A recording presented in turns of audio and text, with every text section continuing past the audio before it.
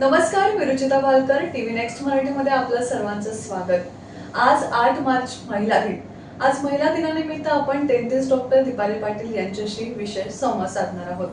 नमस्कार मॅडम. नमस्कार. पहिल्यांदा तुम्हाला महिला दिनाच्या हार्दिक शुभेच्छा. धन्यवाद. महिला दिन होतोय तर तुम्ही काय सांगाल त्याच्याबद्दल? प्रथमतः मी सर्वांना जागतिक महिला दिनाच्या शुभेच्छा देते.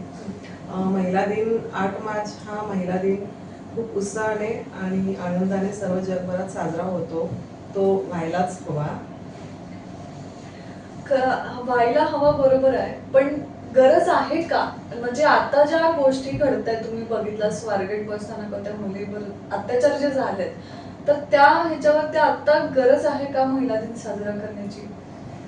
म्हणजे तसं बघितलं गेलं तर ज्या पद्धतीनं आता सगळीकडे महिला दिन साजरा होत आहे त्यापेक्षा थोड्या वेगळ्या पद्धतीनं, म्हणजे एका बाजूला महिला दिन साजरा होत आहे आणि एका बाजूला हे अत्याचार एकावर एक होत आहेत. तर या बाबतीत थोडं आपल्या शासनाने किंवा पोलिसांनी किंवा प्रशासनाने त्याबद्दल थोडंसं काहीतरी वेगळी दखल घेतली पाहिजे असं मला वाटतं. आता तुम्ही एक महिला आणि प्लस तुम्ही प्रोफेशनल डेंटिस्ट आहात. काय काय चॅलेंजेस तुम्हाला या दरम्यान फेस करावे लागतात?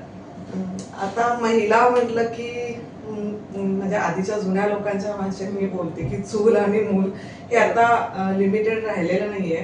पण जरी आपण असं म्हटलं तरी घर आलं, संसार आलं, मुलं आले, त्यांचं एज्युकेशन, त्यांचे म्हणजे हे सगळे चॅलेंजेस फेस करून मग इथं येऊन, आणि आता डेंटिस्ट्री म्हणजे हे एक स्किलच आहे. त्यामध्ये सुद्धा म्हणजे पूर्ण आपलं माइंड कॉन्सन्ट्रेट करून काम करावं लागतं. त्यामुळे हे खरंच एक मोठं चॅलेंज आहे की तिकडं पण बघायचं, इकडे पण आपलं व्यवस्थित कॉन्सन्ट्रेट करून वर्क करायचं. त्यामुळं फक्त डेंटिस्ट असं म्हणत नाही आहे मी, पण आपल्या आपल्या क्षेत्रात ज्या ज्या महिला काम करत आहेत त्यांचं एक ते कौशल्यच आहे की घर सांभाळून, मुलं संसार सांभाळून इथं आपलं काम पण सांभाळतात आणि त्यामध्ये उच्चांक गाठत आहेत. तर याबद्दल सगळ्याच महिलांचं मला कौतुक करावं असं वाटतं.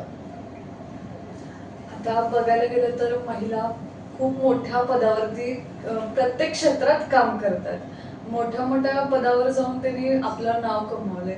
पण आता एवढ्या सगळ्या गोष्टी करतायत, तर त्याच्याबद्दल त्या सुरक्षेबाबत महिलांच्या तर तुम्ही काय सांगाल? काय करायला पाहिजे नेमकं? जसं की मी मगाशी बोलले की म्हणजे आता महिला असुरक्षिततेबाबत शासनाने, प्रशासनाने, पोलिसांकडून म्हणजे थोडीशी वेगळ्या प्रकारे दखल घ्यायला हवी. कारण कसं आहे, गुन्हे हे एकावर एक घडत चालले आहेत. पण त्याबद्दल मग ती केस कोर्टमध्ये दाखल होणे, मग त्याच्यावर त्यांना ते गुन्हेगारांना शिक्षा देणे, म्हणजे या सगळ्या कालावधीत खूप वेळ जात आहे. त्यापेक्षा अर्जंट काहीतरी त्याच्यावर ऍक्शन घेणं हे गरजेचं आहे. त्याशिवाय हे जे गुन्हे होत आहेत ते म्हणजे त्याला कुठेतरी आळा बसला पाहिजे, ते होणार नाही. तर असं वाटतंय की ज्या त्या वेळेला त्याच्यावर ऍक्शन घ्यायला हवी. वुमन्स डे आहे, तर महिलांसाठी तुम्ही काय संदेश द्याल? काय करायला पाहिजे? मला महिलांसाठी हेच सांगायचं आहे की आपण म्हणजे महिलांना दुर्गा शक्ती असं मानलं जाते. तर ते खरंच आहे की आपल्यासमोर एवढे चॅलेंजेस येतात, एवढे सगळे प्रश्न असतात.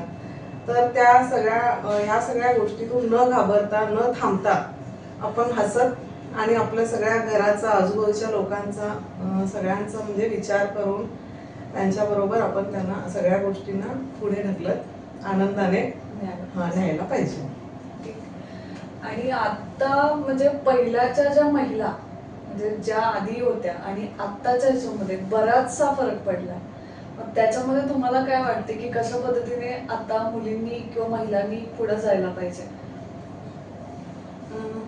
पहिल्याच्या महिला म्हटलं तर जसं मगाशी आपण बोललो की म्हणजे मुलींना किंवा महिलांना तेवढे म्हणजे घरात राहण्यासाठी किंवा चूल आणि मूल तेवढंच बघा असंही अजून बोललं जातंय. अजून बऱ्याच ठिकाणी असं आहे.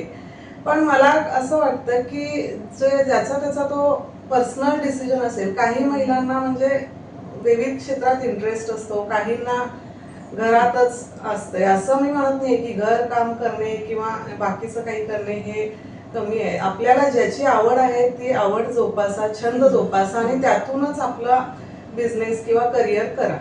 पण थांबू नका हाच संदेश मला महिलांना द्यायचा आहे सगळ्या. तर आपण पाहिलं की महिलांनी कशा पद्धतीने पुढे जायला पाहिजे, प्रोफेशनलिझम आणि घरातील काम या सगळ्या गोष्टी करून त्या वेगळ्या पद्धतीनं सांभाळायचं कसं याचा देखील त्यांनी संदेश दिलाय. त्याच्याबद्दल थँक्यू मॅडम.